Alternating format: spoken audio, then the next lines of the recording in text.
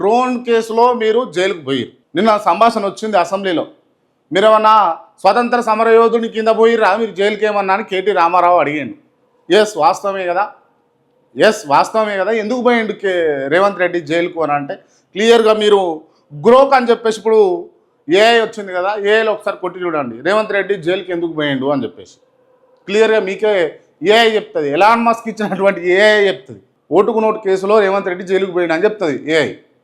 So ఈ అంశం పక్కన పెడితే మీరు డ్రోన్ ఎగిరేస్తుంది.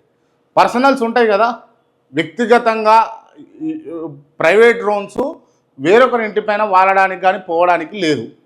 అట్లాంటప్పుడు పోయిరు అన్నప్పుడు ఖచ్చితంగా వాటిని కేసు కిందనే పరిగణలోకి తీసుకుంటారు.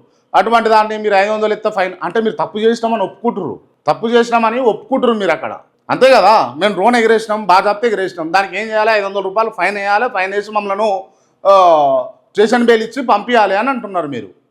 అంతేనా? అది ముమ్మాటికి తప్పది. అది మీ ఇంటి మీద ఎగిరేసినా కూడా తప్పే, అది ఇంటి మీద ఎగిరేసినా కూడా తప్పే. సో డ్రోన్ ఎగిరేయడం అనేది ముమ్మాటికి తప్పు.